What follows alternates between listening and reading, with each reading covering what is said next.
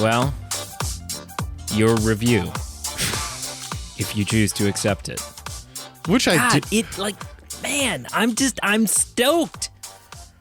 I'm so excited right now. It's been a long time coming. It's been a while. It's anytime we get a chance to... Wait, this might be actually... Hang on. This might be the first time this has happened. What? Well, we have numerous times now done a series in anticipation for and building up to and kind of timed out so that we hit a new release. Yeah. But this might be the first time that there's a new release in a series that we had done that for and have not visited in 2 years. I think this is the first time. So I think maybe the only similar would have been when we did James Bond.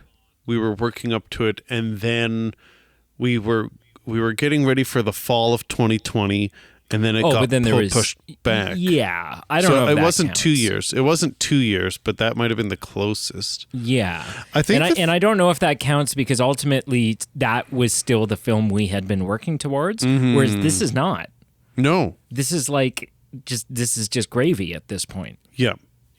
I think what's throwing me for a loop is I have had the biggest mind blank. For some reason, I thought the previous installment came out last summer, but came out 2 years. Yeah, like that's throwing me for a loop here. Yeah, I'm also stoked. Right before we announce who we are here, I am stoked by the fact that, like, I don't know. I've realized one of my favorite things, not just about this show, but one of my favorite things, period, is sitting down to talk with you about a film that is highly anticipated by both of us, but I don't have a goddamn clue what you think about it. You could be about to, like, this could have been the biggest heartbreak of the decade for you. Oh, yeah. Or you could be buzzing and you know, it could be like a Top Gun Maverick, eat your heart out because this is Pete's new favorite, right? Like, I have no idea. No idea.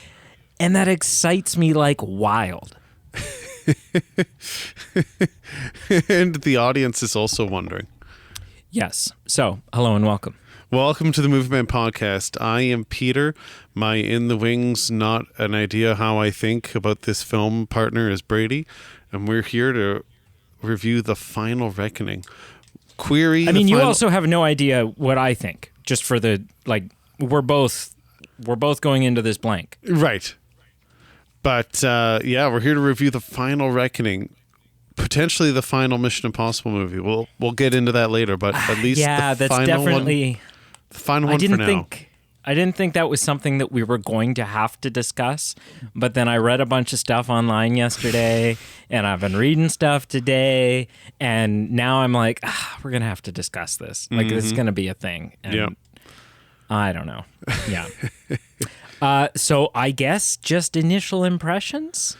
Yeah, I think that's what we do. I'm nervous. I think just for the order of operations. So we'll do initial impressions, and then for those who have listened to the series, we've got our categories that we'll go through of just, we don't need to outline them here, but it's just different categories to compare all the Mission Impossible movies to give us a bit of order, give us a bit of... Well, we can super quick. So we have 8 categories. There's plot, Tom Cruise's performance, the villain, the gadgets in the film, the fight/action, the romantic interest, supporting characters, and the intro sequence. And we score each one of those on a scale of 0 to 10. And then we take those 8 scores, we average them out, and that gives us our score for the film. Now, that's not something that we do across the board on this show. It's just something that we introduced it with 007 because there were so many 007s, and it was like, okay, we need some sort of, like, I don't know if it's objective or not, but we need something to help us wrap our heads around what we're doing here. Yeah. And it sort of just naturally got carried over into Mission Impossible. Right. And it's fun. Which, I mean, this might be the place to say it, to finally, like, of the series, take away that there were 25 James Bond and 8 Mission Impossible, and, you know, some of the things aren't apples to apples. But overall, which would you say did you have more fun reviewing? Like, I think it has to be Mission Impossible. Like, I think the highs are higher in James Bond and some of the more recent, really well done ones, but the lows are so incredibly low. I think that Mission Impossible has a much better batting average. That's a good way to put it. It's not apples to apples because it's like vastly different sample sizes. And we're also not, like, with 007, we really did sit down and get the full picture. Whereas Mission Impossible, the films, like the first Mission Impossible film, is set like 5 years or something in universe, in canon, after the second of 2 canonical Mission Impossible television series. So we're not even, we haven't even gotten the full Mission Impossible sample, right? Do you know what I mean? Like, it's kind of like saying, oh yeah, we did 007 and we really, really, really liked them. And then someone points out, well, yeah, but you started with the Pierce Brosnan films. And it's like, well, yeah, but whatever, right? So it's not quite the same. I hear what you're saying for sure, but I do feel like it's a bit apples and oranges in that what I would classify as the Mission Impossible series in this conversation is the Tom Cruise canon, right? Yeah, I mean, like, well, but it's all canon. It's the same as canon's probably the wrong word because you're right on sentiment or semantics here. But it's the same as when you're reviewing, say, when we reviewed the Batman movies, we didn't review, or Superman for that matter. We're not reviewing the old original black and white. Yeah, but those aren't canon, right? So I don't know. I know it's hard a rabbit to hole. Peg down. It's to answer your question, though, I think. I don't know. I think I enjoyed them both equally, but in very different ways. Because we did have a lot of fun shitting on a lot of the 007 films, right? Like, we sure did. You know, I don't know. But I have enjoyed watching Mission Impossible more than I've enjoyed watching 007, I think. Yeah, I'd echo that. That. Okay, so initial impressions? Yeah, let's do it. Okay, I'll go first. I really liked this movie. Okay. Like I walked out of it and I went, what a great time at the theater. I'm not going to bury the lead here. I think it's a great movie. There are some things that we'll discuss where I don't know if it's a great Mission Impossible movie. Oh. I think it's a great action film. I don't know if it's a great Mission Impossible film. I don't know that it's not, and so that's something that, you know, I guess we'll sort of figure out while discussing it. It's not without its issues. But I think it was solid. I think if this is in fact the last film in the Ethan Hunt saga, then I think it was a beautiful way to go out, with some exceptions or some things I wish they'd done differently. Yep. And I'll end my initial impression by saying I do hope that it is the last Mission Impossible film with Tom Cruise and sort of the Ethan Hunt character. I think this is where you end it. Yeah. And I think going any further would cheapen this film. Yeah, it could. What did you think? You know what? I think I heard a term coined and it really hit home with me. And that term is I liked it. I didn't love it. Okay. So there's a lot of things that are good about it. I think it's technically spectacular. The stunts, the editing, there's a lot of really cool things. I think it's at times a little too bogged down with exposition, with peripheral character drama, with some some stuff that I didn't really need.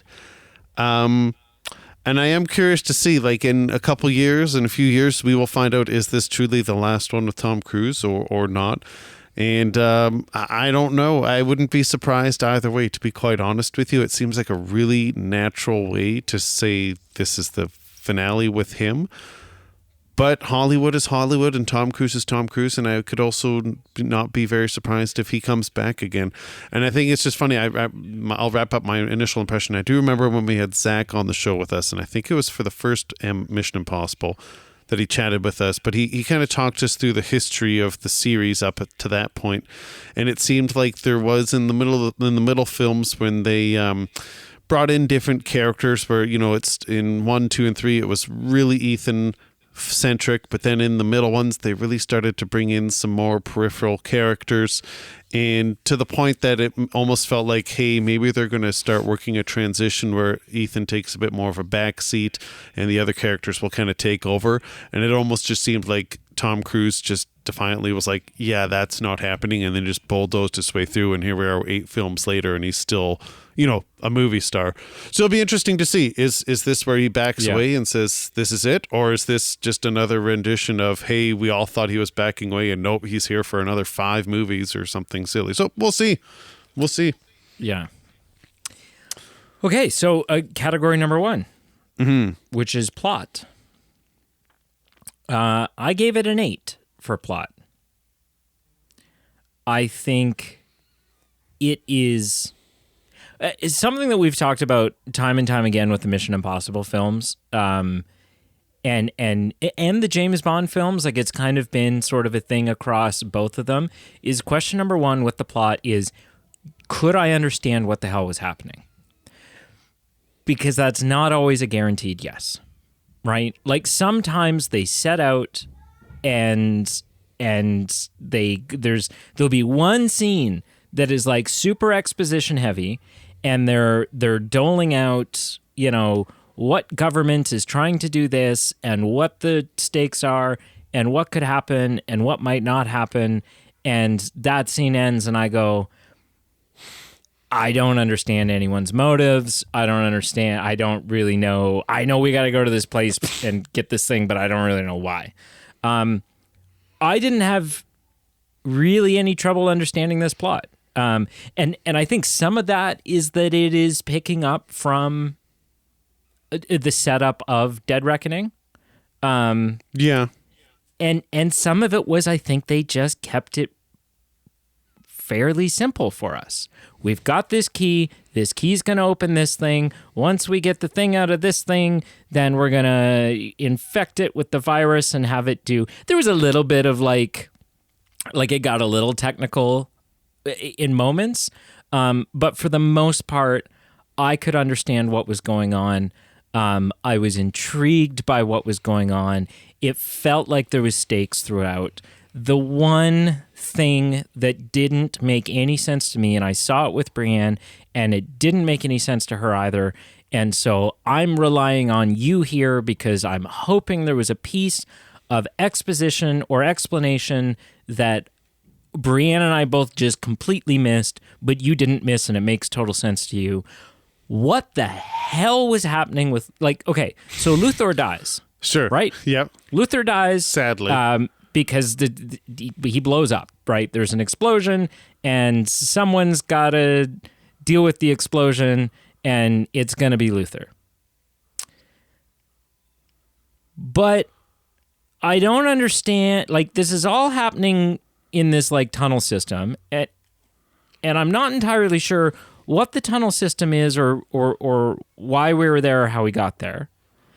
And I'm not in the understanding of, because we keep cutting back and forth between this and what appears to be some flashbacks of Luthor, to my knowledge, inexplicably on oxygen in a hospital gown and a hospital bed. Right. And I was waiting, which also appears to be in this tunnel system. And so I was waiting for the line where it said, oh, at some point, because this film's like 2 or 3 months after the last one, I was waiting for the moment where the line happens that, oh, you know, in at some point in the last 2 months, Luther was diagnosed with stage 4 cancer, or just something, or, you know, whatever it was, to be like, this is why he's on oxygen in a hospital bed. Maybe I'm missing something, but as far as I know, they never explain that. He's just, for some reason, in a hospital bed, in a tunnel system, dying, and then is there defusing a bomb. Can you help me? You know, no. To me, it's not a huge problem. I guess, as Carl would say, you'd classify that in the show don't tell sequence. I, too, thought it was a bit weird. I thought we would at least get a little bit of a brief explanation, a brief, you know, what's going on. We don't, so it was a bit random. He's got his home care nurse somehow finding his or her way down this cryptic tunnel to deliver the care that he needs at end of life. It just seemed a bit weird, but yeah, no, right? If there was something, I missed it too. At the end of the day, it's not a deal breaker, but it was a little peculiar that in a 3 hour and 50 minute movie, 2 hour and 50 minute movie, they couldn't spare literally 10 seconds to say, oh, by the way, Luther's hit by dying. Yeah, Luther's. Yeah, like it's not like, you know, it's not like I'm sitting here going, you know, why is there no explanation to why Luther's suddenly bleaching his hair? No, this is like, the man is dying, a man who has been in every film up until this point. Well, mostly. Was it like Mission Impossible 2 where he shows up at the end to collect a paycheck? But I forget which one. But he's been a mainstay character. And he's clearly, I guess we don't know that he's terminally ill, but it kind of seems that way. It kind of seems like he's in like early stages of palliative care. Well, and he doesn't seem too phased, sadly, about having to go down with the ship with this bomb, because like, he's this like, is my mission, and you know, so I don't know. But all in all, an 8. I thought there were lots of stakes. It was intense. If someone asked me for a one-word explanation or one-word review of this film, that word would be intense, because it's definitely intense. Mm-hmm. But yeah, there's other things that I could sprinkle in here, but I think they also kind of fit into other categories. So I'm going to leave it at that, but I give the plot an 8. Cool. So this one is one this category I'm going to lean into a bit more, because there's a couple things that I didn't know where else to fit them, and this seems like the most applicable spot. So this one might be a bit long-winded, might not be. Depends how much we lay into it. I'll give it a 7. I don't think it's bad. I agree we've come a long way where there was the complex ones where you had to do a bit of a synopsis search of what was happening. So we're not there. I think my problem with it was that I missed the simplicity of the earlier installments, where the world is still on the line. There's still crazy stakes. But this one, it almost just was a bit more dire. And that sounds weird, because there's always stakes of this could be the end of the world, but I don't need them to ram it down our throats. So this one, they really ram it down our throats. They're showing me the president. She's part of it. You know, I think there's ways that it could have been still the high intensity, the high pace, but been a little less corny. So for me, I would have removed a little less. The president is about to nuke every other superpower in the world. Yep, there's that, and like, you know, the president has me on speed dial. Like, that just screams cliche. Like, I would have removed a lot of the periphery exposition. I think a lot of the dread, so a lot of the scenes with the president, a lot of the scenes phoning Ethan, a lot of the scenes where the president DMs Ethan and he ghosts her, like all this kind of stuff. I think it not only would have been less corny if Simon Pegg could literally have summarized all those things, where he could have just turned to Ethan and said, like, you know, and as he does in other movies, in like a gulping kind of way, he could go like, Ethan, this is going to be really bad. Like, this is going to be the end of the world kind of bad. Like, he could have summarized a lot of that expositional stuff that would have helped with the flow, and also maybe been a bit more funny, delivered comedically with Simon Pegg. There was just a lot of times I felt it got bogged down. Anytime we were dealing with the president, anytime you've got the Parks and Rec guy stealing a gun from other people, like all those scenes, I just felt didn't add to it for me. It just slowed things down, and it could have been replaced in a more comedic way. So that was my first problem. And just kind of similar, I guess it's really the same thing, but like the reason I want it not bogged down is this is a popcorn flick. These are always popcorn flicks. They're simple. You've got good guys, you've got bad guys, you've got high stakes. So for me, when I want end of the world stakes, I don't need the dread that I see with it. I can turn on the news, I can see real world events if I want dread. I want some escapism. I want Ethan Hunt being altruistic versus bad forces. So for me, I think it just got bogged down a little bit with the stakes, with the intensity. And yeah, that whole nuking subplot, the president reconvening with her son at the end, that I literally did not give two shits about. Like I honestly completely forgot about that. When the president like salutes everyone and they step back and this one sole soldier is still there. And I honestly had to do a bit of a check. I'm like, am I supposed to care who this is? Like, is he of some significance from previous movies? And to my thought, I think it's no. A lot of things like that, I think we just could have completely cut out. So it is what it is. But that's the one change I would have made to the story. It's not bad, but it could have been better. Yeah. Okay. And I mean, the dire stakes of it, that is, I mean, this feels like, I guess, a good spot for me to inject. This needs to be the last one. Because because otherwise you are setting yourself up for the Avengers Endgame problem. Yeah. Where it's been hard to care about the stakes in a lot of the films that have come out in the MCU since Avengers Endgame. Yep. Because I don't know where you go from here. Yep, exactly. Right? You can't up these stakes. This literally was the biggest, like, every nuclear warhead on the planet is going to go off and wipe out humanity. To the point that the president, like the world governments, are considering sacrificing cities in their own country as an act of PR. Yes. So that when they nuke every other country, it comes across a little better, right? Like, yeah.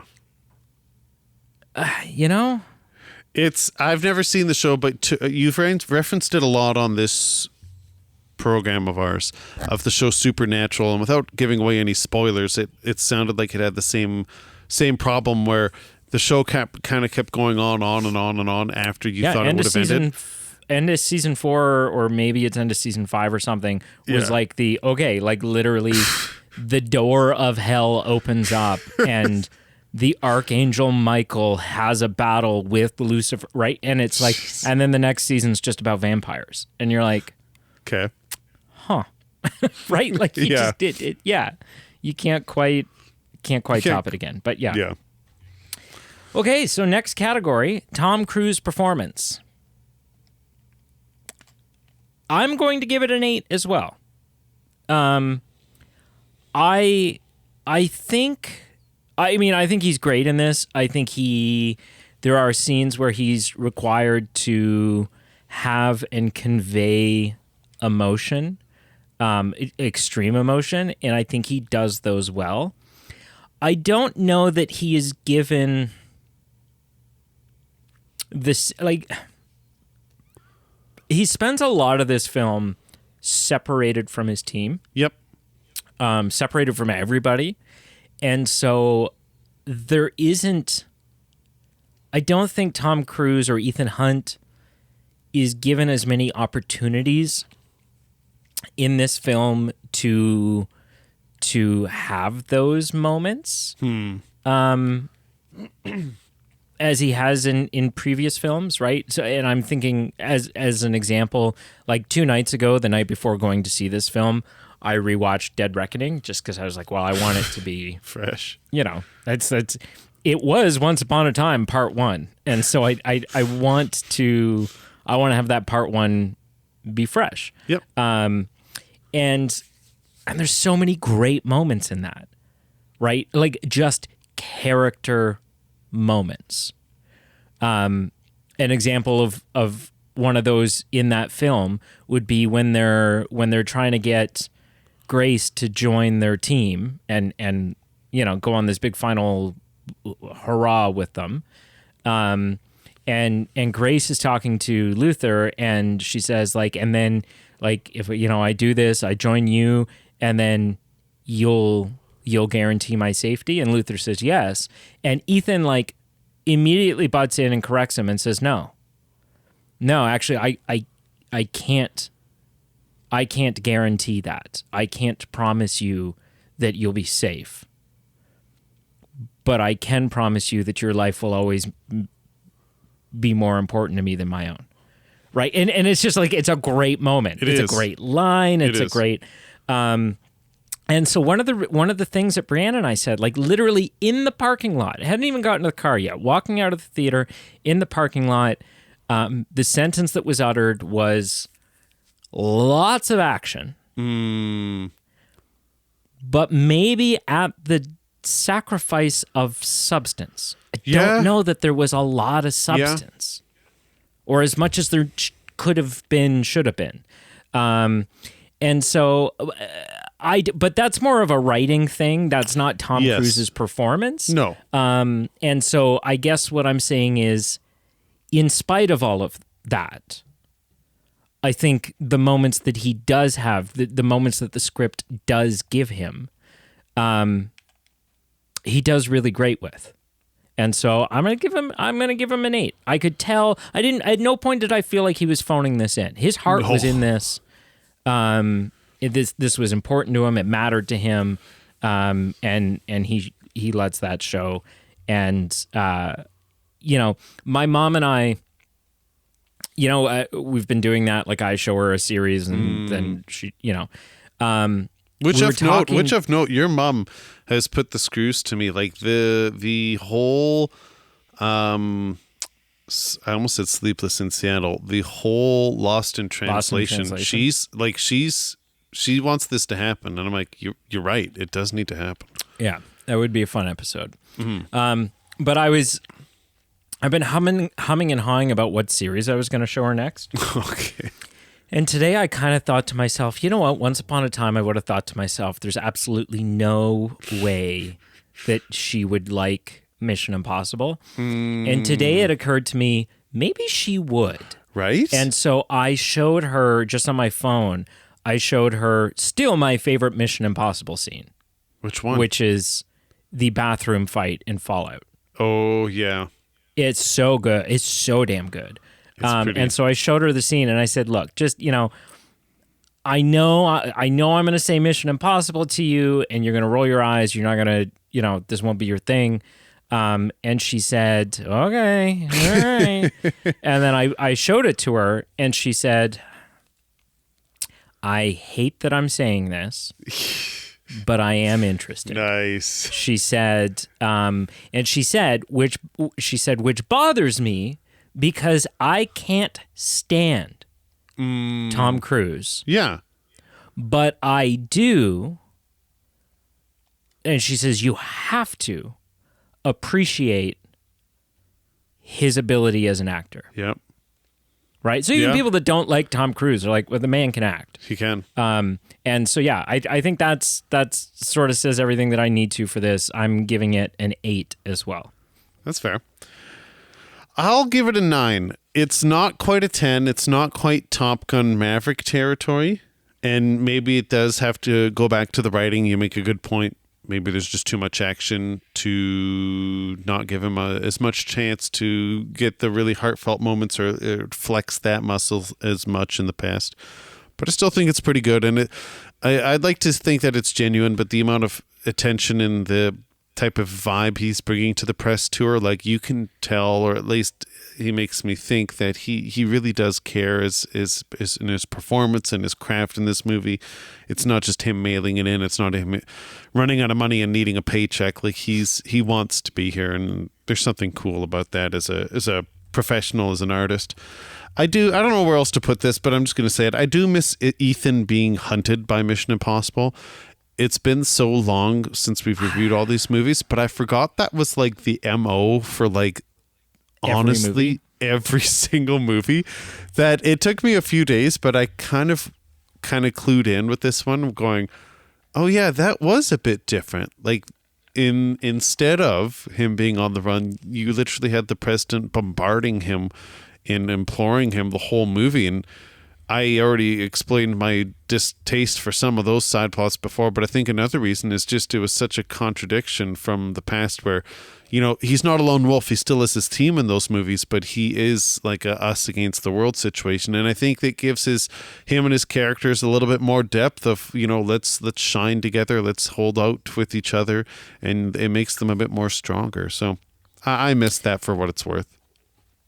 Do you know what Tom Cruise was paid for Mission Impossible: The Final Reckoning? I do not. Guess. Oh man, I don't know. Like, is it 20 million? And for context, the Wikipedia budget is in the 300 to 400 million range. So I'm just trying to be reasonable here. Yeah, like 20 million, is that? No, keep going. 40 million. No, keep going. 60. No, keep going. No, actually. Yep. 100 million. Keep going. No, are you freaking kidding me? 120. Tom Cruise was paid $120 million. That is across the Mission Impossible franchise. He has brought in $600 million. Wow. Yeah. So he didn't need this film. I mean, you don't turn down 120. Even if he didn't want to do it, you don't turn down $120 million. But yeah, no, he's doing okay. Gee golly. Villain. Now this one's interesting because in the last film, I would say we kind of had four notable villains. Obviously, we had the Entity. Yes. And we still do. We had Gabriel. Yeah. We had Gabriel's henchman, Paris, for most of it, was a villain. And then we had the John Voight's son from the first Mission Impossible movie, the like, I don't know if he's just a cop, if he's FBI, if he's Interpol, I don't know what he is, but he's like the guy that's got a personal vendetta and is just trying to hunt. He's really more just that irritating speed bump in the last film, right? That keeps showing up, although gave us that incredible airport scene where he's like screwing with the facial thing and the cameras and stuff. In this one, I mean, Paris is on our side now. That cop is still there, and I would say in just about as big a capacity as he was the last time around.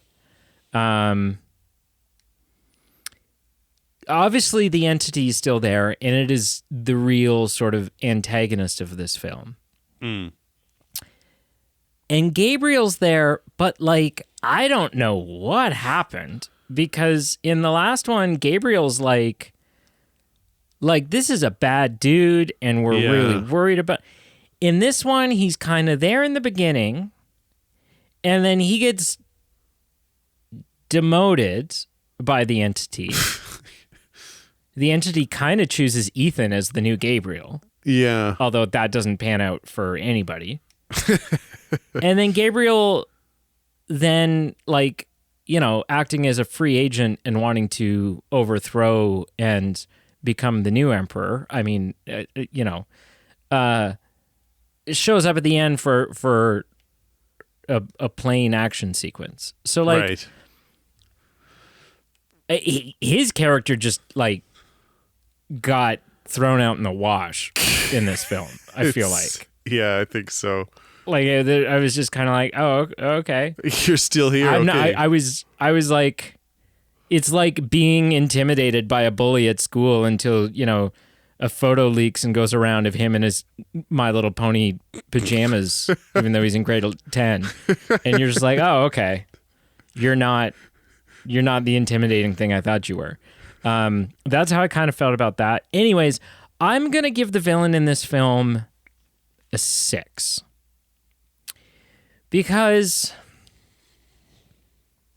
it felt like the entity felt, even though stakes were raised this time around, it felt like this time we had a clear picture of what the entity's goal was, which was the nuclear annihilation.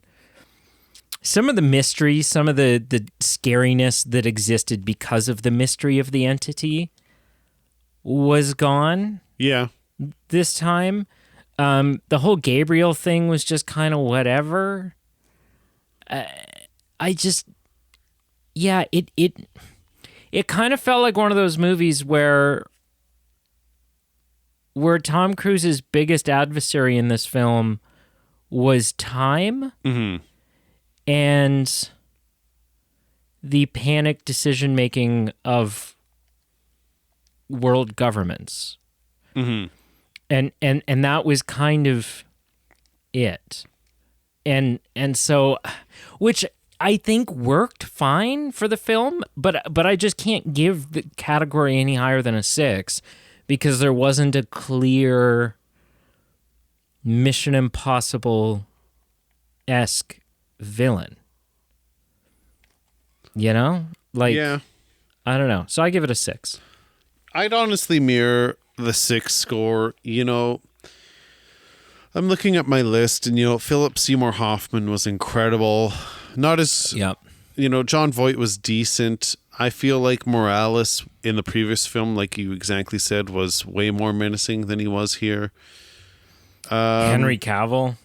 Yeah, Henry Cavill, Sean Harris, even Douglas Scott in number 2. You know, we've had some really, really good villains. None as good as Philip Seymour Hoffman. But yeah, this one I completely agree. It just, there was no real intensity. There was no real time was his biggest enemy, you know, Gabriel. Even just Gabriel's demise, like it was a morbid comedic moment where he goes, I've got the parachute, and then just literally as a Final Destination moment. Yeah, like I honestly could not believe that. I went, wow, like that's how he goes out after 2 movies, just like a real slip on a banana peel situation. I think they probably filmed a different ending, and then they were sitting in the editing chair and they looked at the timestamp and they're like, bro, we're all already almost 3 hours. Like we kind of just have to off this asshole because, you know. Just for reasons. Yeah. But yeah, that's all I got to say. I'd give it a 6 for a lot of the same reasons that you said. All right. Now, gadgets. A category that I have both in James Bond films and in Mission Impossible films. Personally, not in terms of like how the final score works out, but like from a personal enjoyment level, I've weighted this category pretty heavily. Big time. Because it's a part of it's to me, that's a part of the reason that we go and we sit down and we watch movies about secret government agencies and the super spy character of that. Right, like it's just a part of it. And so with that said, I give gadgets for this film a 1. An absolute 1. There's nothing. There's what do we have? Oh, it's a USB stick with a virus on it. I mean, I did think it was a little neat how how in such a powerful computer system being our nemesis, its downfall came down to someone's, pickpocketing skills and like removing a physical USB stick. But I know, but that doesn't mean that we couldn't have had this is the franchise that gave us Exploding Gum. This is the franchise that gave us Ethan doing the rappelling down into the Black Vault. This is the franchise that gave us that mirror projection thing in the hallway. Like all of these amazing things, we get one self-destructing tape that's just kind of like, at this point, it's an old trick. We do get masks kind of in the beginning, and I'm not going to talk too much about that because that's part of the intro sequence that we'll talk about. But kind of we get masks, but there's nothing. The closest thing that we actually get to a gadget in this is Ethan saying, "Shit, it's too bad they took my watch and my cufflinks because I had lockpicks hidden in both of them." And that's it. Like, even in the last one, he had like the Ray-Ban aviators with the AR overlay in them. He had and especially this is not one of this is one of the first Mission Impossible films in forever where he hasn't been disavowed. Yeah. Where he is working under the authority of the President of the United States. Right? The Kittredge is, and I mean, we'll talk about him, but Kittredge is like, we have IMF resources. With nothing. We didn't have anything. That's actually true. Nothing. Like, you've got the whole closet to take whatever you want. Yes, John Cleese should have popped his ass in and went, "Hello, Mr. Hunt." Like, there was nothing, and I don't know that it necessarily took away from my enjoyment of the film. Like, I wasn't missing the gadgets while I was watching it. But if this is the last, like, if this is the last film in the franchise, then you throw everything you've got at it, right? You everything in the kitchen sink. And for a franchise that has in the past done wonders, Jeremy Renner with the magnet thing, as he was with the, right? Like, for a franchise that has done all these wondrous things with tech, to be like, hey, the best that we have for you is a pop-up decompression tent. It's true. Give me something. Give me a contact lens with an AR thing in it, or give me a just anything. It doesn't have to be some big crazy thing, right? Give me a high-tech contact lens. Cool. Yeah. That's cool. Give me a I don't know, something. So to me, the gadgets is a 1. Yeah. I wasn't as harsh. Maybe I should have been, but I gave it a 4. I don't have a whole lot to add here. I mean, some of it, I liked the simplicity just because of the circumstances of the film. The climax takes place with these two old classic planes, having to physically remove a USB key. There were some things that I thought just where the story required us to have a bit of simplicity. I had a bit of fun with that. But at the end of the day, the gadgets are not much to write home about. And for me, I always fit in the mask reveal sequences under gadgets, just because that's, to me, what they are. And for this one, it was just such a blink and you miss it moment. In some of the previous films, it's been such just incredible gotcha moments to the audience. And I know in the first couple, it was really gotcha, and then it got a little bit cliche. But I'd say even in number 7, they really got me hooked in, and they surprised me with the reveal with some of the mask sequences. So it's happened in more recent years. It wasn't just a one-trick pony from the 90s. So that opening sequence in number 7, where he gasses the room, and I was about to say don't spoil it, but if you've not seen number 7, to watch number 8. I mean, it's 2 years ago. He takes the mask off, and then Kittredge is like, "How do you plan on getting out of here?" Just as he's putting a Kittredge mask on, and you're like, "Oh, so good. Yeah, this was just very much a okay. Yeah. What a bummer. What score did you give it? I missed that. I just gave it a 4, but it was more arbitrary than anything. But below midway point for sure. So fights in action. I gave this a 7. Really? I didn't think there was a single truly great fight in it. And Brienne put it really well. She said, no, he just, instead of fights, he kind of just, it seemed to be just a lot of struggling. Like it was just a lot of him struggling to get a knife out of someone's hands, or struggling to get his gun pointed in the right direction, or whatever it was, right? So I didn't think there was any like really amazing fights.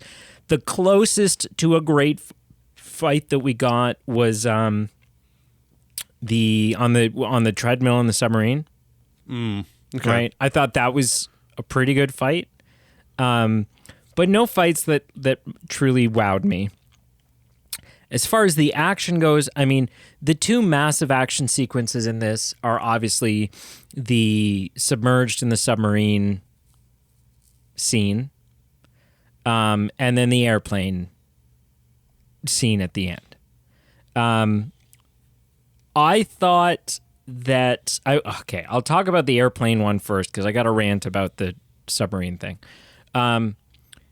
The airplane one was good.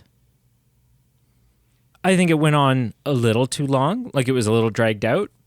I think we could have trimmed the fat on that a little bit, but it's good.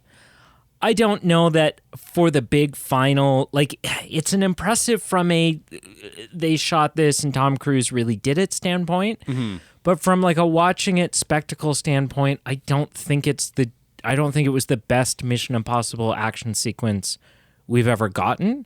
Like even compared to something like the train sequence from the end of the last one, I don't know that this wowed me. The submarine thing, definitely too long. Like that didn't need to be a 20-minute sequence. And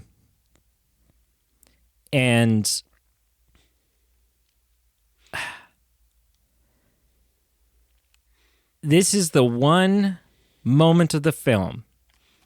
Because watching a Mission Impossible film, you are expected to and need to suspend some disbelief. For sure.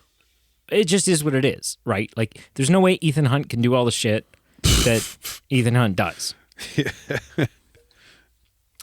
This submarine is 500 feet down. They make that very clear. It's 500 feet down. We looked up when we got out of the theater because I was like, I'm calling bullshit on this. At 500 feet underwater, the pressure is 216 psi. The I human have no body, idea what that is for context. Well, for context, the human body can withstand 15 psi. Oof. And they make it very clear. Like, they make it very clear that, look, even with the gear, even with the respirator and all of this stuff, ascending quickly, doing all this stuff, it's a real game. This is not going to be a walk in the park. You're going to get very sick. You're going to get very hurt. And there's a very good chance you'll die. So then for him to all of a sudden be 500 feet underwater in his underwear, no mask, no nothing. First of all, even if someone like Ethan had trained so intensely that he could hold his breath long enough to swim up to the surface 500 feet, it wouldn't matter because the pressure on your body, so PSI, you know what PSI stands for? Mm-hmm. right? Pounds per square inch. So every square inch of his chest has 216 pounds pushing against it. And multiply that across the entire chest. He wouldn't be capable. And it's not just like, oh, yeah, but he's Ethan. No. No human would be capable of keeping their lungs inflated in order to hold their breath. He would have, the second he was outside of that submarine, he would have immediately taken on water, his lungs would have collapsed, his chest would have collapsed, and he would have died. Like, and it's not just a, well, yeah, but it's mission. No, they make it very clear. Like, there's several lines of dialogue. Right? The submarine captain even says to him, like, without gear, you're dead. You can't do it without gear. And even with the gear, you might not be able to do it. And then he ends up without any gear and he swims up and he's mostly okay. Yeah, he loses consciousness. But after losing consciousness, Grace clearly, like, he dies, right? His heart has stopped.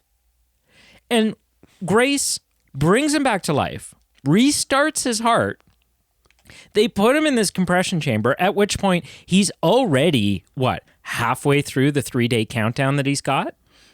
Yeah. And there's still another day of shenanigans that goes on after this, which means it's only 7 hours that his body is recovering from his heart having stopped,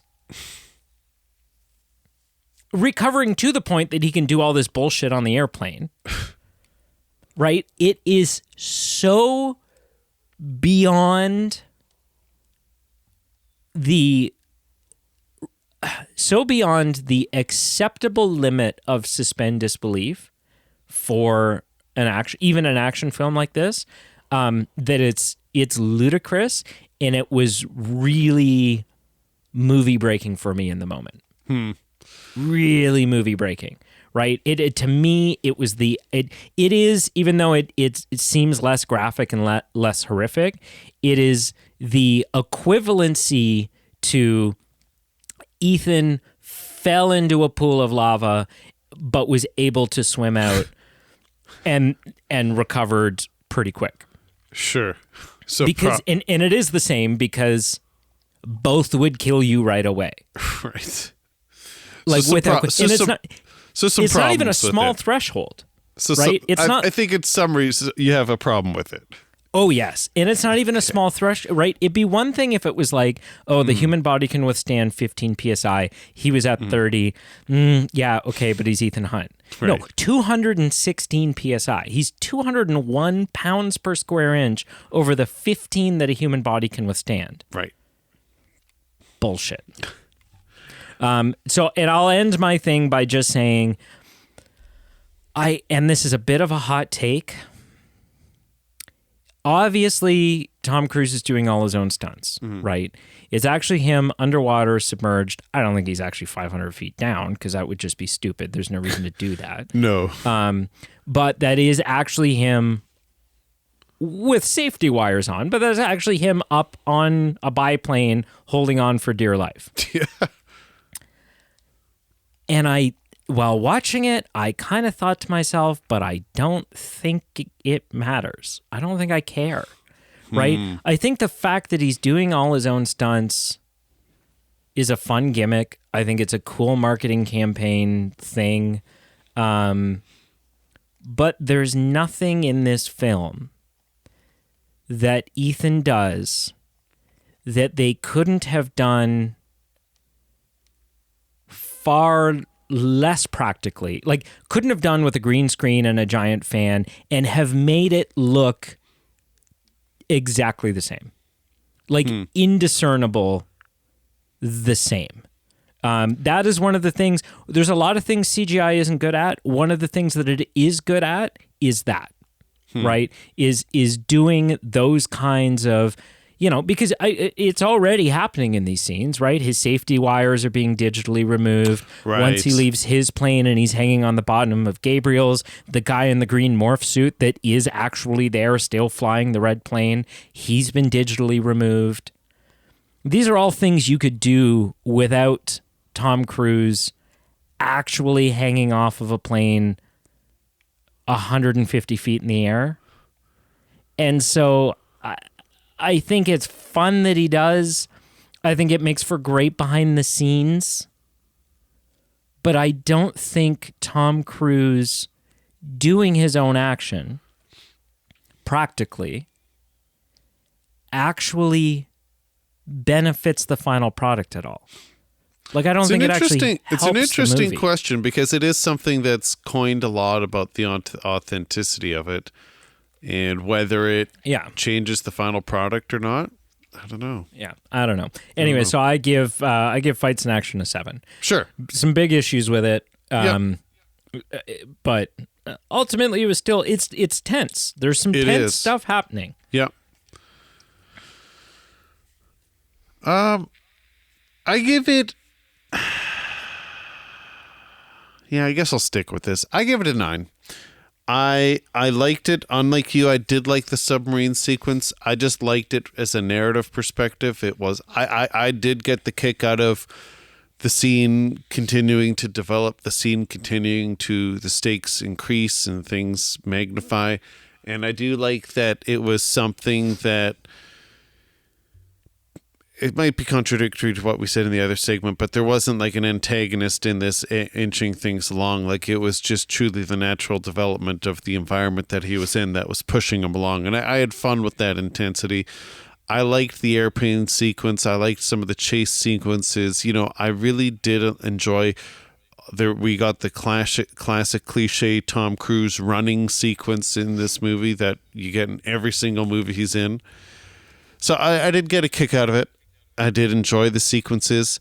You raised the question, would this be a lesser movie if he was just doing these stunts on a blue screen?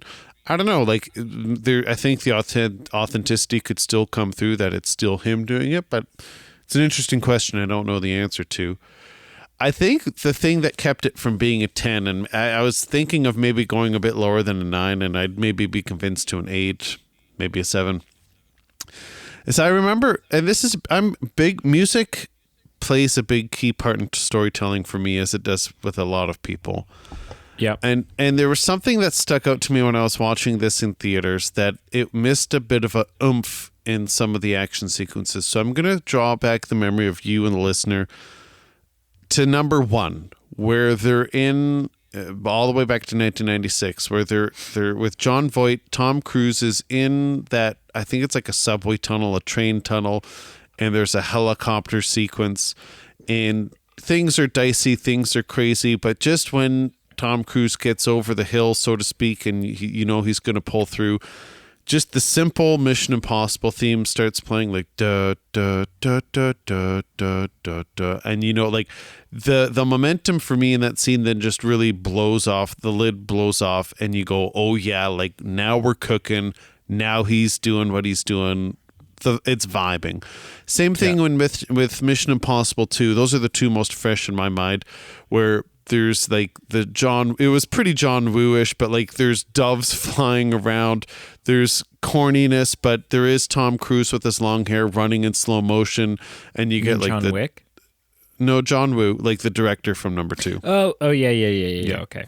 And so you get the slow motion sequences with Tom Cruise running in a leather jacket from 2000 with his hair blowing, but you get the da da da da da da da da.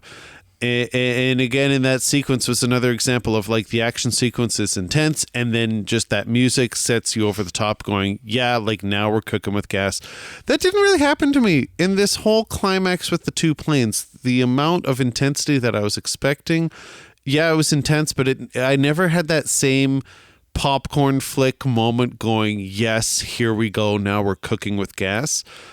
They did some medleys with the music, but it never was the same as some of those original iconic action sequences that, like you said, with Henry Cavill, in the bathroom sequence, it's crazy and it's incredible. We've come a long way, but there's something about the original action sequences that were just simple and kind of really propelled you. And I miss something. There's just something in these more modern action sequences that don't hit the same as those original ones do. So they're spectacular, they're brilliant, but they weren't perfect. There was just a little bit of oomph missing from them for me. It was actually something like even yeah, and I think it's probably safe to say that it was something, this is where Mission Impossible got it from, but it was something that 007 always did too. Yes. Right? During those key moments, the 007 theme would start playing, and you're like, okay, yeah, here we go.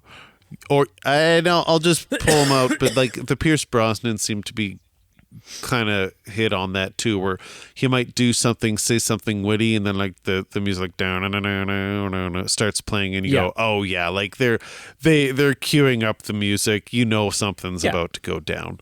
Yeah No, I agree. Interesting. Romantic interest,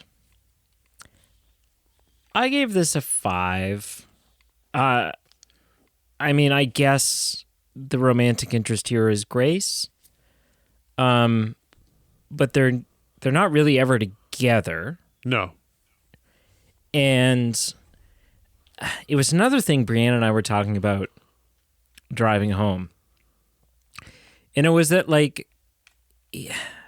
Mission Impossible has always been unique in their handling of romantic interests compared to something like 007. Oh yeah. Whereas in 007, you know, there is the Bond girl, and you know that by the end of this film,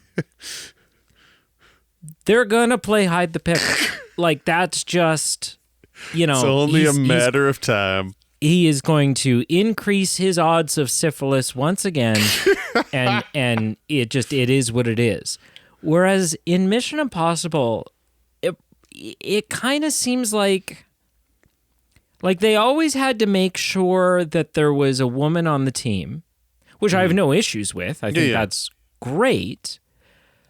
But where it gets weird is that, like,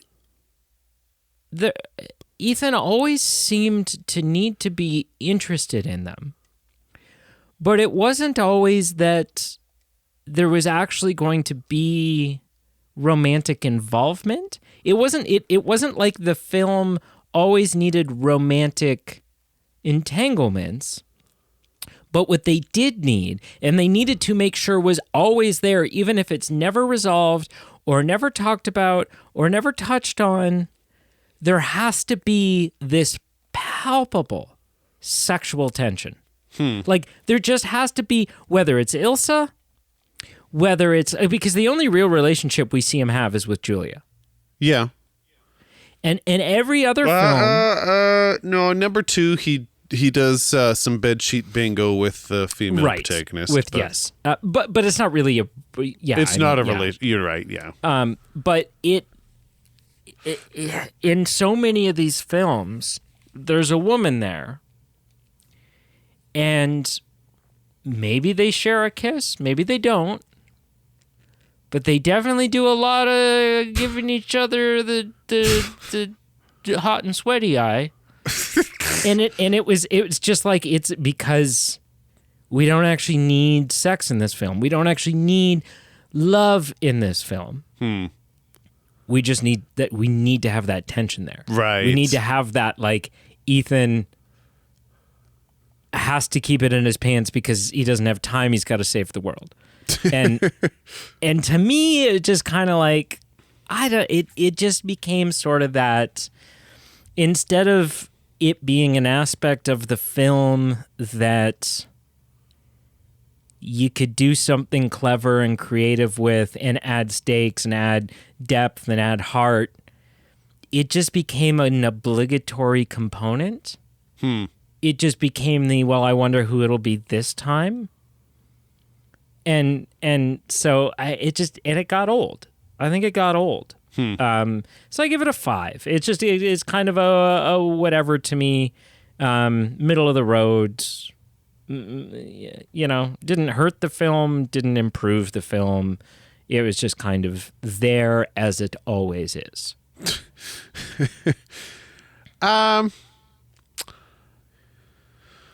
I think I probably am in the same boat. I gave this a 5, and here's my rationale behind that. We'll get into this a little bit in the next section. No, yeah, in the next section with supporting characters, but it makes sense to bring this one up here. I really wish we would have brought Michelle Monaghan back just one more time. If this was truly the last hurrah, I know we've already brought her back. I don't know if it was Fallout, but or Rogue Nation, but whichever one it was. The virus or whatever. Yeah, we have seen her before. It doesn't even need to be in that much of a capacity, but just in summary, how I'd want her back is just it could even be a phone call, a simple phone call where Ethan doesn't have time because he's busy saving the world, but he takes a 2-minute phone call to say, hey, I think this might be the end of the world. Or maybe he doesn't even explicitly tell her that because he doesn't want her to worry, but he might just say, hey, there's some stuff going down. I know you're happy with your husband. We're not in that relationship anymore, but you mean a lot to me. And I just wanted to say hi or, touch base just in case something happens, to know that I've always cared about you. And just something to close that loop a little bit. Because if this is the last Mission Impossible movie, the four of them standing in Trafalgar Square at the end, kind of winking and sneezing at each other, it just seems a bit hollow that, of all the people that are winking and sneezing at each other in this final scene, there's no Ving Rhames there, there's no Michelle Monaghan there, and it's just a bit more hollow. It's a bit less fulfilling. It would have meant so much more. Even Jeremy Renner, I don't even remember at this point in the series how he left, but just all these iconic characters. There was no explanation for that. Yeah, Jeremy Renner just didn't come back because they read the script and they just wanted to bring him in so they could kill him off in the first scene, and he's like, no I'm thanks. good. So I guess in summary, for the romantic interest, it really would have just meant a lot, even though they weren't romantic anymore. It would have meant a lot if they had just one more interaction saying goodbye, one more interaction saying you still mean a lot to me, just in a different way, just something that honestly would have meant a lot to me. Even just you could have done an incredible scene with Ethan is going into the final whatever. He knows there's a good chance he's not coming out of this even if he's successful. If he's not successful, nobody's coming out of it. Right. Mm-hmm. And you see a shot of this is how you would shoot it too. You see a shot of just a phone, cuts to a house, a suburban, whatever, which would have been a beautiful contrast to the rest of the imagery in the film. Yep. And a phone rings, just a home phone. Well, I guess nobody has a home phone, but a cell phone is sitting on the table, and the cell phone rings, and you see the hand pick it up, and the camera follows the hand up to the face, and it's Julia, and she goes, "Hello?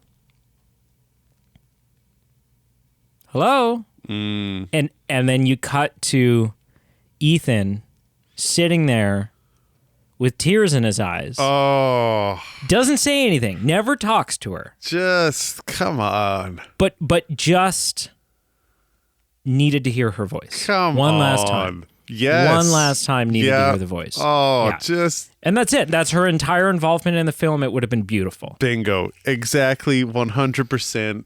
Couldn't agree more. That is exactly it. Which leads me to an important point.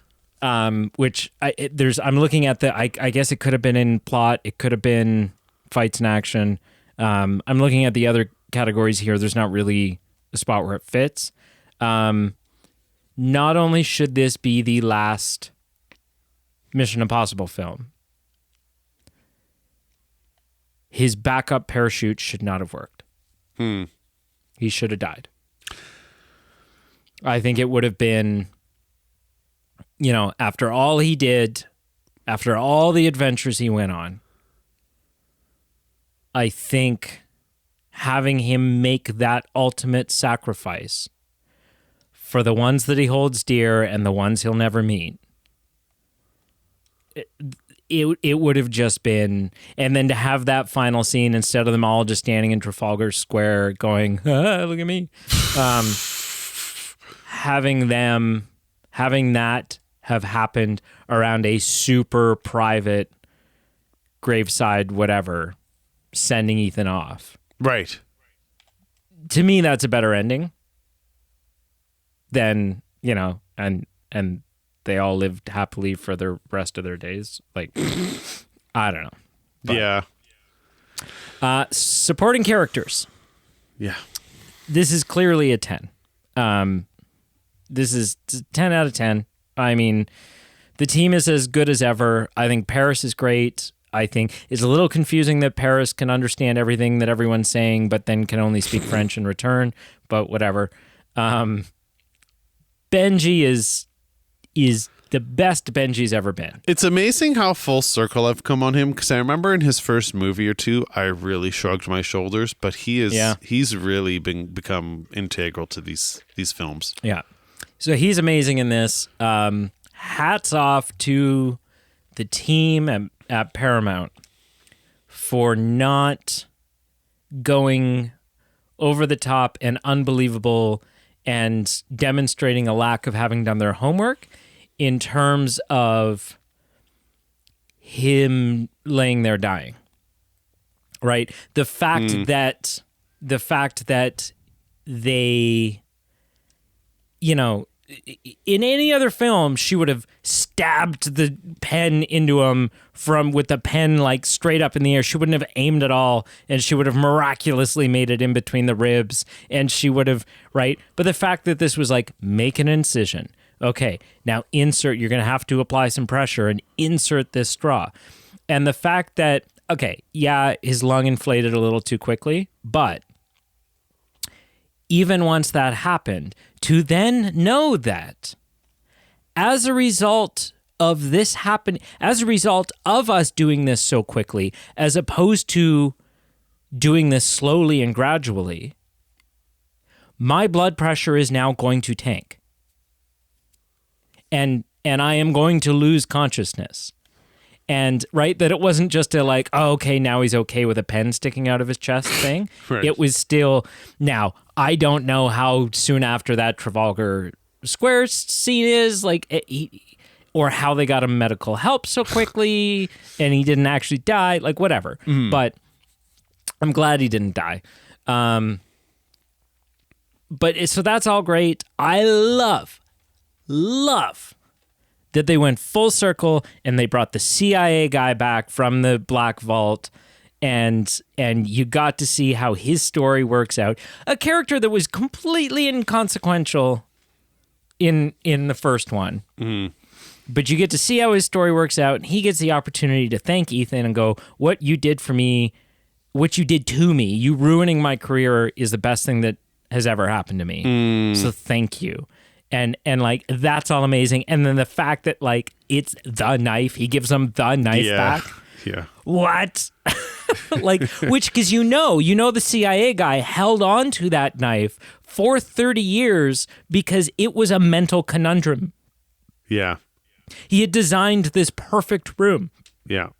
That no one could get into, and someone could get into and did get into, and the only remnants, the only evidence left behind was this damn knife. And so he's like held on to that and obsessed over it a little bit all these years. So that was great. I like all the president stuff. I like all of that. My question, and I can't, it's been so long since I've watched the first 6. Mm. And so maybe this is pretty consistent with who he's always been, but I kind of thought that it wasn't, and it caught me off. I remember it catching me a little bit off guard, or felt like it was supposed to be a character plot twist in 7, and in this they just kind of double down on it. Kittredge is kind of a piece of shit. Like, right? Like he seems like his goal becomes very clearly in 7 that like he doesn't want the entity destroyed. He wants to be in control of it. And then in this one that sort of continues to, but like at times it's like, oh, I trust this man, blah blah blah. He's the only one that can get it done. And then they're in the like server vault thing, and he's basically like revealed himself as a villain, and he's holding Ethan kind of at gunpoint, and it's the you're not leaving and we're not leaving because I know you're still here, which means there's some sort of plan, but I'm evil and this is all for me. And then at the end of the film, I mean, Ethan's getting on the helicopter with him, so clearly it's not all bad. But also, there's no, I can't, way to go, you did it, you saved the world, good job, Ethan. It's just, seriously, I'm so disappointed. Right? Enough that the cop guy was like, I was wrong about you, I'm going to shake your hand, I was wrong. But Kittredge is just like, he's just disappointed that the thing's destroyed. Right. Right? Like, is Kittredge a piece of shit? I don't know. I don't know. Like in number 1, he definitely seemed that he was just misunderstanding because he was on the wrong trail and all that kind of stuff. But in number 7 and then now number 8, it doesn't spin him in a way that we go, yeah, we should like him. We should love him. We like this guy. Yeah. So anyways, I give supporting characters a 10 through and through. Yeah. I give it probably like a 8. Honestly, I there's some things that I did not like. I did not like the whole John Voight's son tie-in. I thought that was such a weak retcon for me of just going, yeah, this character is somewhat interesting, but he's just a peripheral guy. And in this action, they tried to just really ram it down our throats Make you care. Yeah, like, no, you should care more. You really should. And I went, should I though? Do I need to? Like, is it not just enough that he's just a guy who has a vendetta for Ethan? Like, do we really have to retcon it to make it them that he's some tie-in to movie 1? So that was a bit weak for me. I already mentioned the Michelle Monaghan thing, so I won't double that again. I'm on the fence. I kind of liked it. I kind of disliked it. The Mission Impossible 3 retcon where, Ethan then kind of indirectly caused the entity, and the thing that he was doing in number 3 wasn't actually biological warfare. It was like a virus, a computer virus, so to speak. I loved the Ralph Saxton return, the character from that you mentioned from Mission Impossible 1 with the knife, who as soon as we walked into his house and we saw him, I'm like, that's that guy from Mission Impossible 1. Like, it was just such a fun retconning. That was a fun character who, he had payoff for his own, he had payoff comedically, he had payoff for the other characters around him. I loved that aspect. And then Ving Rhames, I just loved that he was here. He did an incredible job. Like you said earlier, was kind of a bit unresolved that they didn't really even mention him at all about, hey, are you sick? What's going on? Yeah, yeah. And it does make me sad. Like, it's an emotional component. I'm not sure if I needed him to go down with the ship in that way. I call me corny, I think I would have liked him to be here throughout the rest of the movie. And even if he's not holding hands with us at the end in Trafalgar Square, it just seemed to be done dirty a little bit of like, he's been here for all 8 movies. Do we really need to kill him off now? Like, let's just... Yeah, I mean, I think the only person that needed to die was Ethan. And I disagree with that. I don't know if I needed that, because even in... spoiler alerts for James Bond, but in No Time to Die, when James Bond dies, it turns out there was time for it.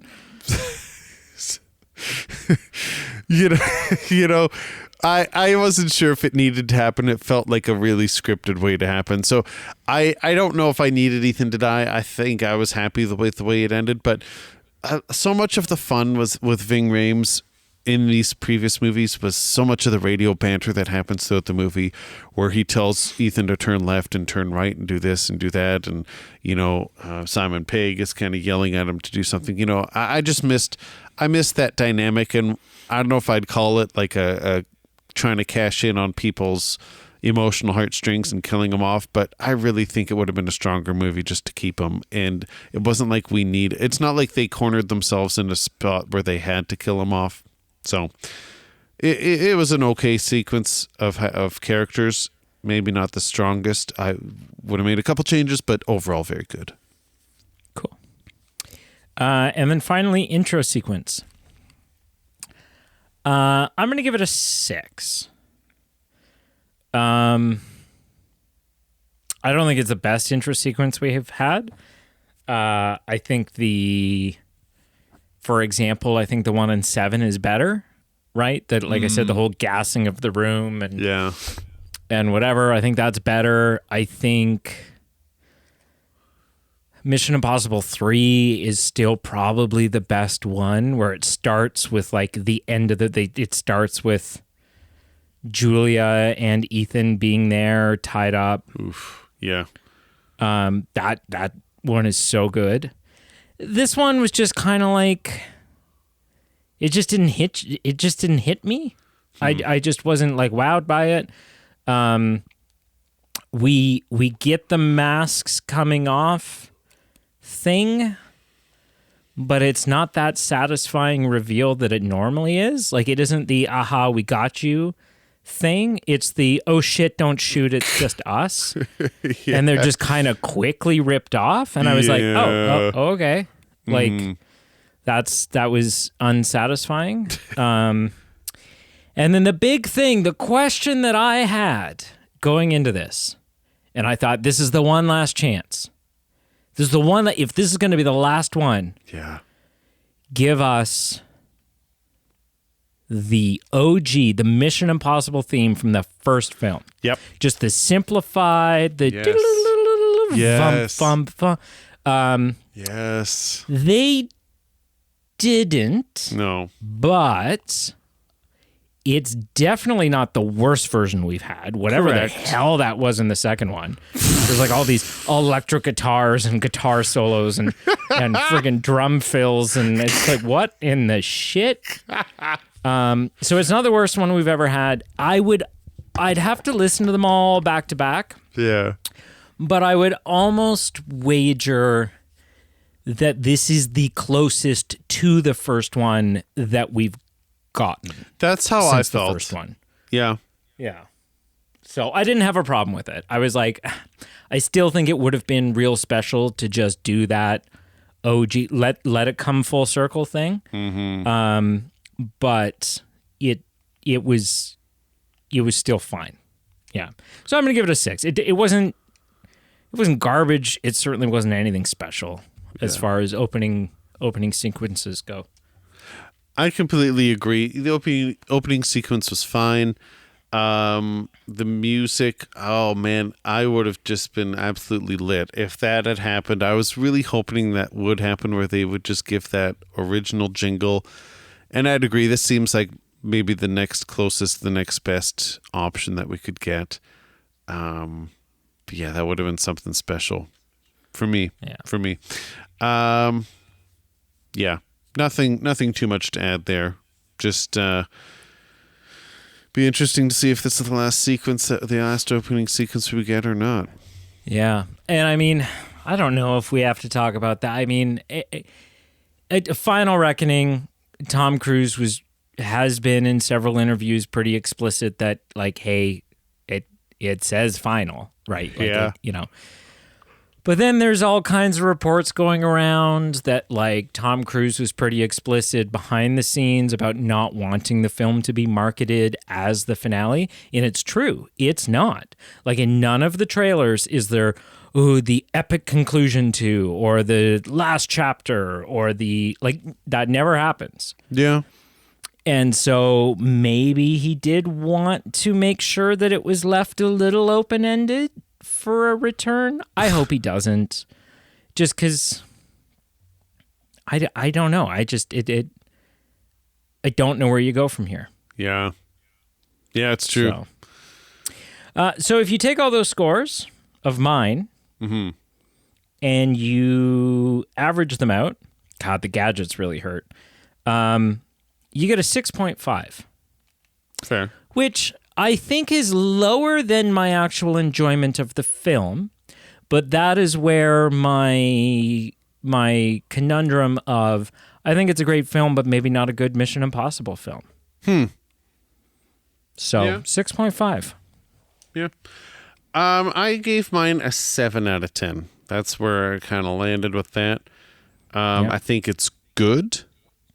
It's not great. I'm trying to...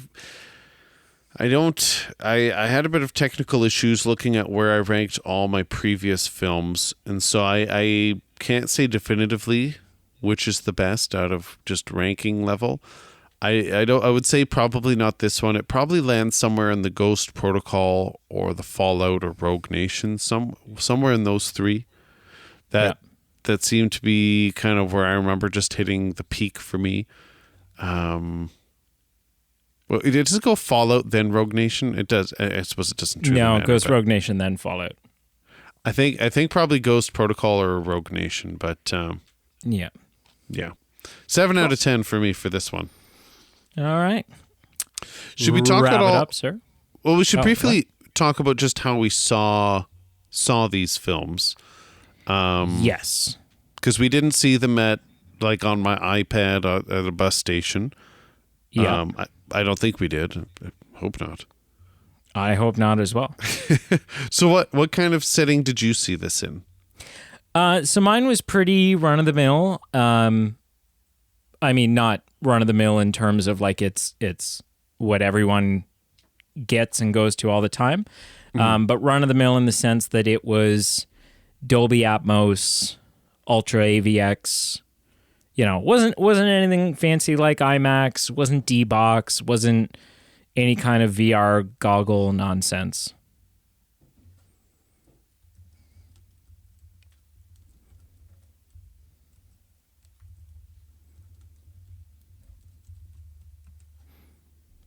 Hello? Oh yeah, sorry. No, I am here. Oh, okay. Yeah, so that was that. Yeah. I honestly can't remember the last time I've seen a movie on actual IMAX. No. Because I mean, was when we saw Titanic, was that IMAX? No, I don't think so. I think that was like a VIP, I don't even know. Like it was, I almost said famous players, but I'm just spewing all kinds of crap here. Yeah. So I don't even remember.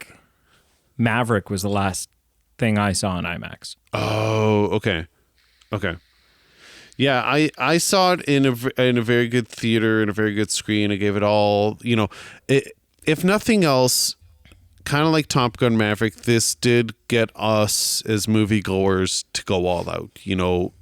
See it in the best screen that you can. And if nothing else, it's at least something to chew some popcorn on and have fun seeing. Whether we think it's the best Mission Impossible, whether we don't, it's still fun. And so how did you see this movie? Yeah, so I saw it on a Screen X screen. So for those who don't know, I barely knew before going into it. You've got obviously your main screen, but then on the periphery, on the left wall, on the right wall, you have two more 45-degree angle.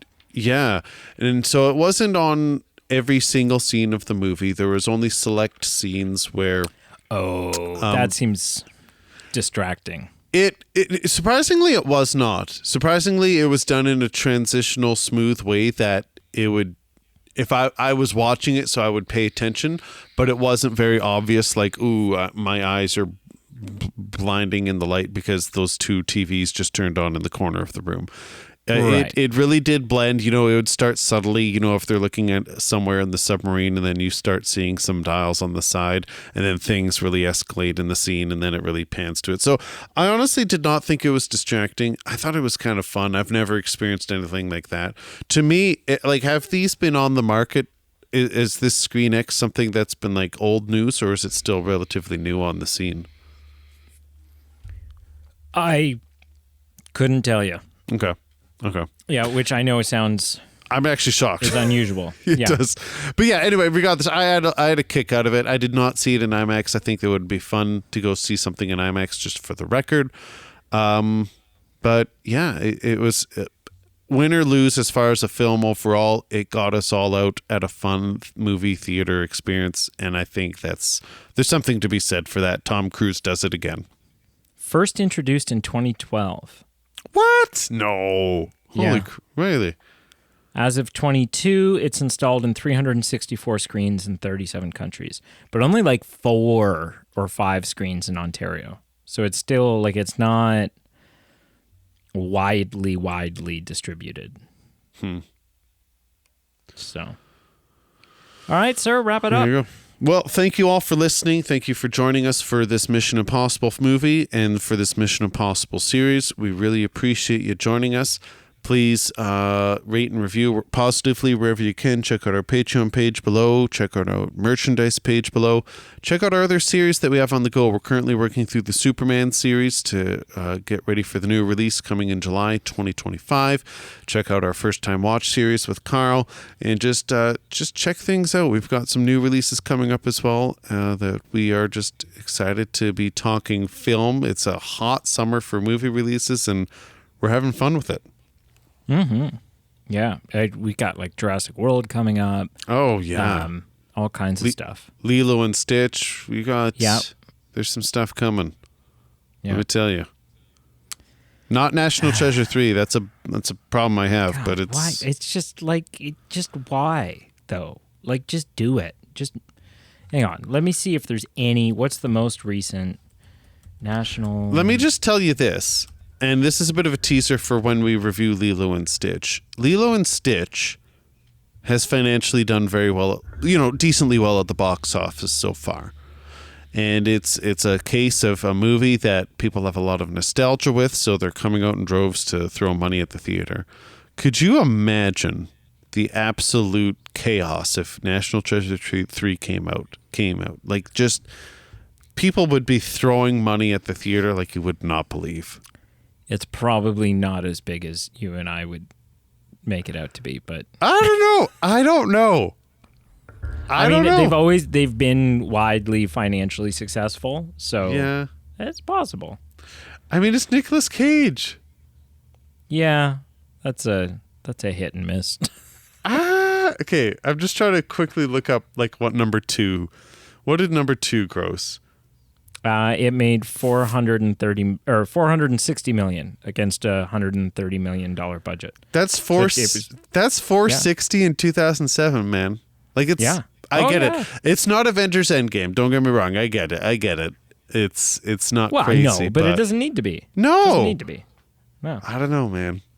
Maybe I don't know. We'll just keep crying about it. We should just make our own fan-made National Treasure 3. Let's do it. Yeah, we should probably not. That's how you get sued.